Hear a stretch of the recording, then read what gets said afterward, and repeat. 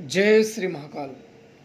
कई साधक लोगों ने डाकिनी साधना के बारे में पूछा है कि डाकिनी साधना कैसे करें या करनी चाहिए या नहीं। आज मैं इस विषय में आप लोगों को जानकारी दूंगा ताकि आप लोगों के कई डाउट, मन में जो आशंकाएं हैं, जो दुविधाएं हैं, वो आपके क्लियर हो सके। डाकिनी साधना बड़ी उच्च कोटि की साधनाएं होती हैं और डाकिनी साधना लोगों को, बड़े कम ही लोगों को ज्ञात होता है। जो सिद्ध अवघड़ अघोरी होते हैं, अघोर जो होते हैं उन्हीं को, और अन्यथा इनके अत्यधिक ये बताते नहीं। और किसी शिष्य को बताते हैं तो गिने चुने शिष्यों को बताते हैं, जिसकी हर तरीके से परीक्षा ली जाए। हर तरीके का मतलब समझते हो, हर तरीके से परीक्षा ली जाए और हर तरीके के परीक्षा में पास हो जाए, तब उसे डाकिनी विद्याओं का ज्ञान दिया जाता है। डाकिनी में लगभग 95% आदमी के असफल होने का चांस रहता है, मृत्यु होने का। क्योंकि इन सब साधनाओं में डाकिनियां प्रत्यक्ष होती हैं, प्रेत प्रत्यक्ष हो जाते हैं, डाकिनियां प्रत्यक्ष हो जाती हैं, उनके सेवक और सेविकाएं प्रत्यक्ष हो जाती हैं। मंत्र जब अपने चरम पे पहुंचता है तो ये प्रेत प्रेतनी डाकिनियां ये सब प्रत्यक्ष होकर अपने करामात करने लगते हैं और उस समय पे धैर्य की परीक्षा होती है।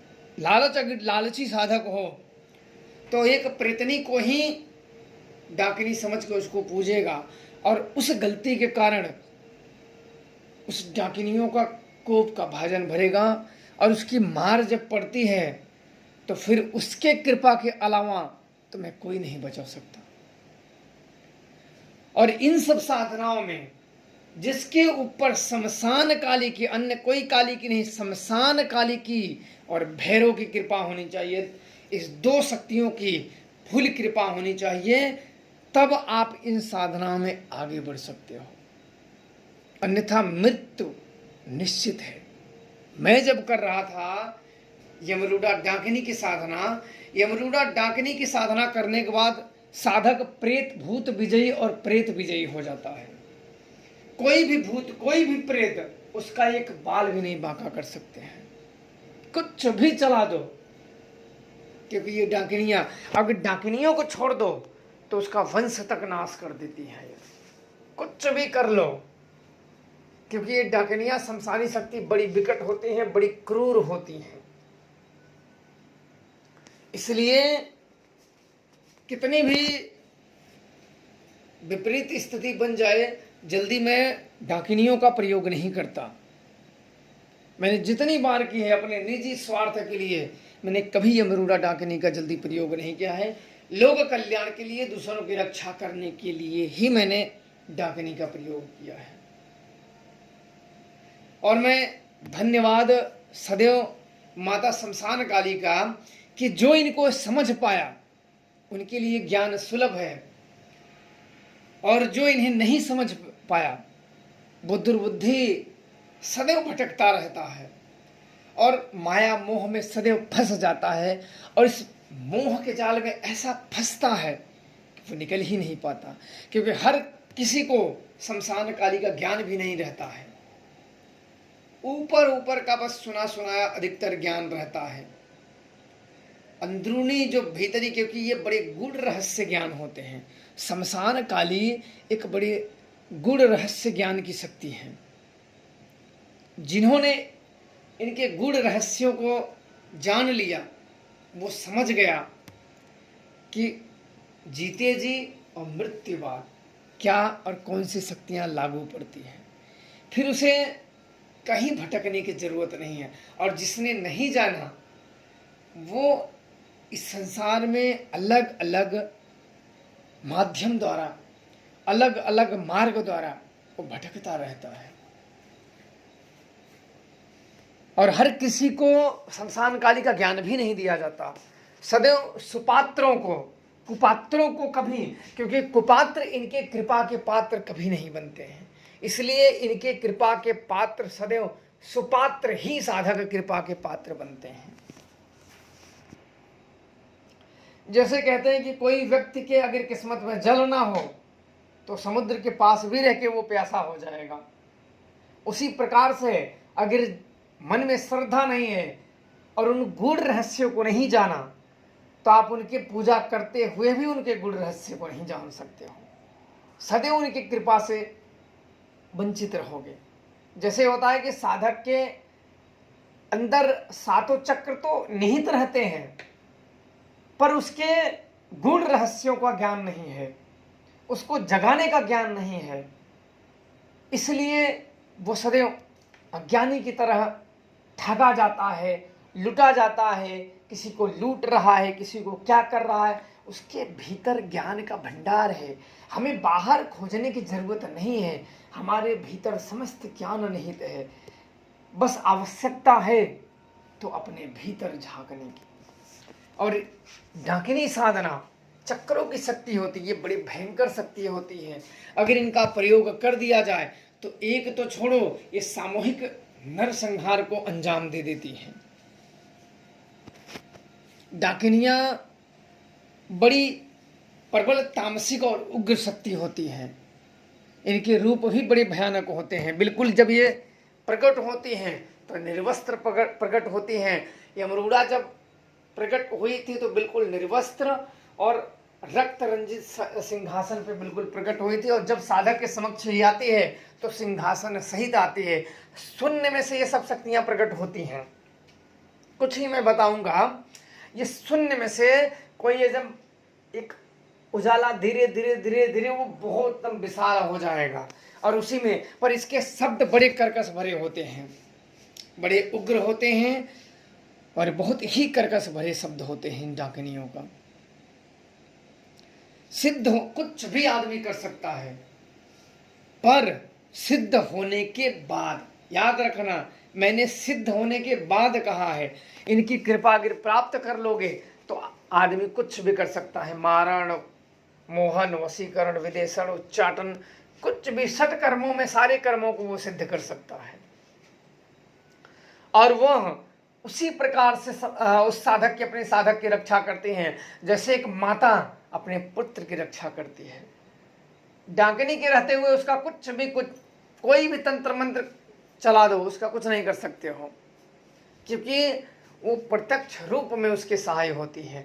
और जिस व्यक्ति ने शमशान काली का आशीर्वाद प्राप्त कर लिया हो, फिर उसे किसी भी शक्तियों से कोई भय नहीं है, किसी भी शक्तियों से कोई भय नहीं। कोई भी शक्ति वो चलाने की तो छोड़ दो, उस व्यक्ति को अगर लौंग में भर के, मैं जब भूत हटाता हूं, मैंने भूत जब दिल लेन होता है तो सीधा लौंग भर के आप भूत भर के दो, सीधा खा लेते हैं। आप दूर से क्या करोगे, दूर से तो आप छोड़ दो करना, सामने हाथ में दो, अब वो खा लो। वो देवी ऐसी होते हैं, भूत प्रेतों को तो राख कर देती हैं। भूत प्रेत तो उनके नाम से डरते हैं। भूत प्रेत, मरी, मसान, मसानियां, ये सब उनके नाम से भय खाते हैं। इसलिए जिसने अपने जीवन में शमशान काली की कृपा प्राप्त कर ली, उसे और किसी की कृपा प्राप्त करने की जरूरत नहीं होती है। एक ही शक्ति उसके लिए बहुत प्रचंड है, बस उसके अंदर सच्ची श्रद्धा होनी चाहिए, सुपात्र साधक होना चाहिए। शमशान काली के साधक सुपात्र होना चाहिए, क्योंकि यह सब शक्तियां सुपात्र साधक खोजती हैं, कुपात्र नहीं। कुपात्र को अपने मार्गों से वो बिल्कुल फेंक देती हैं उठा के।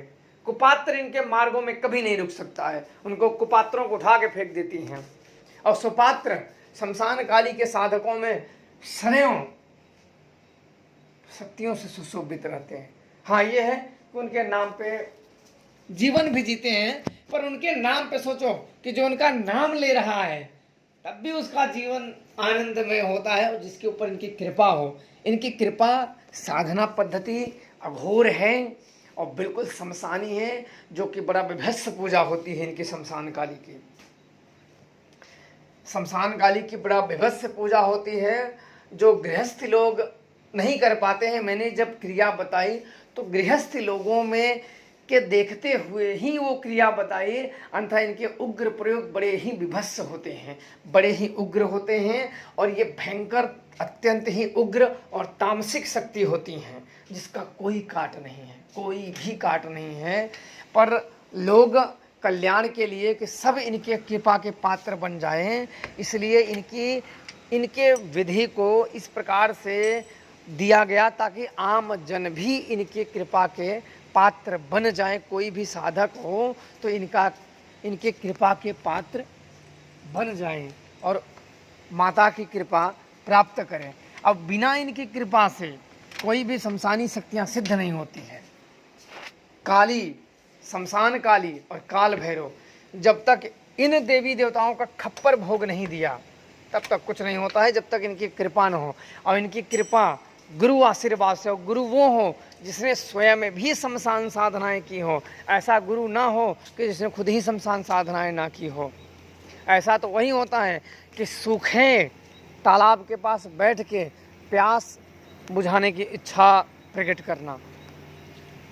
इसलिए इन शक्तियों के सदैव आशीर्वाद होना चाहिए। सदैव इन शक्तियों का अगर जीवन में आशीर्वाद प्राप्त हो गया, मुख्यतः शमशान काली की, तो जीवन के सारे संकट, सारे शत्रु क्षण भर में भस्म हो जाते हैं। शत्रु कितना भी बलिष्ठ हो, कितना भी बहुत बड़ा तांत्रिक हो, कितना भी बड़े हैं, अगर आप नाम धर के अगर चला देते हो तो उसको मिटना है, उसको भस्म होना है तो होना है, उसका कोई सहाय नहीं होता है।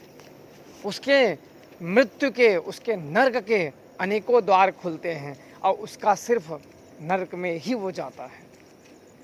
आप लोगों को समझ में आ गया होगा, ये सब साधनाएं, डाकिनी साधनाएं बिल्कुल हंसी मजाक की नहीं होती हैं और वही करा सकता है जिसने खुद भी किया हो। ऐसे नहीं कि जिसको खुद ही ना आता हो वो क्या कराएगा। इसलिए सदैव जो भी काम करें सावधानी पूर्वक करें। जीवन बहुत बड़ा कीमती है, एक बार यह चला गया या कुछ इसके साथ घटनाएं होती हैं तो फिर दोबारा नहीं मिलता है। इसलिए जो भी काम करें बहुत सोच समझ के करें। आने वाले परिणामों के बारे में सोच लें कि आपके कर्मों द्वारा जो दुखद घटना का आरंभ होगा उसका भी समझ ले कि मेरे इस कर्मों से जो दुखद घटना का आरंभ होगा उसमें कितने लोग झुलस जाएंगे।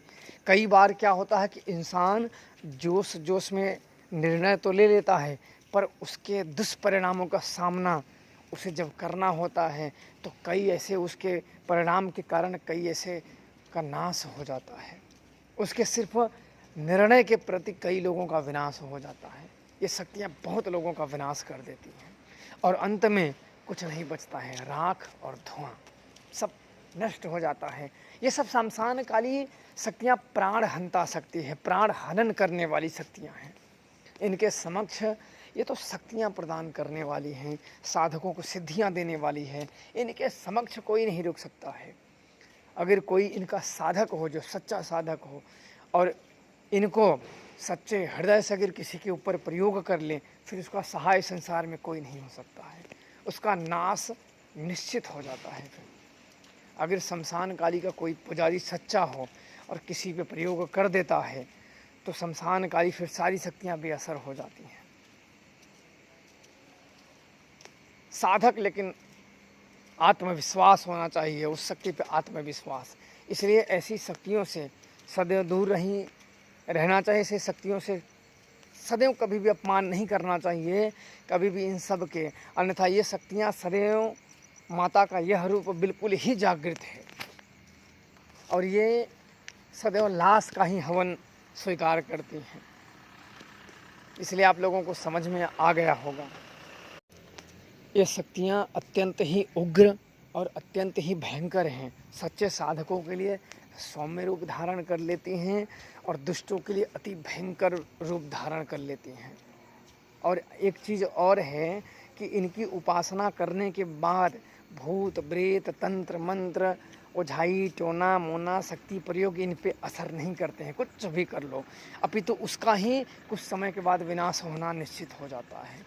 इनके साधकों के ऊपर अगर आप प्रयोग कर दिए तो आपका नाश निश्चित हो जाता है। फिर आपको संसार की कोई भी शक्ति, कोई भी ताकत बचा नहीं सकती है। ऐसा कई बार हो चुका है और आगे भी यही होता रहेगा।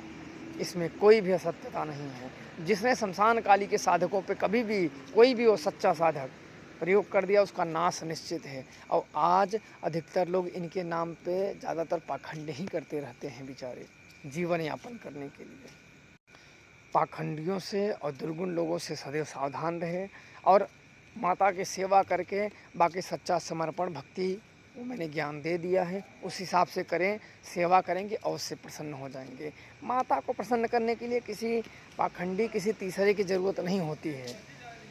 ज़्यादा भटकोगे तो ज़्यादा ही भ्रमित में चले जाओगे, इसलिए भ्रमो मत और करो भक्ति पूजा। भ्रम से दुविधा उत्पन्न होती है, दुविधा से आशंका, आशंका से कपट हो जाता है, कपट से फिर भटकाव हो जाता है, फिर आदमी भटक जाता है, कृपा प्राप्त करने के बाद भी भटक जाता है व्यक्ति। तो ऐसे कभी ना करें। शक्तियों के प्रति कभी भी अविश्वास नहीं जागे। अविश्वास अगर जगाओगे तो अविश्वास से शंका उत्पन्न होता है, शक, और शक सब नाश कर देता है। साफ स्वच्छ मन को भी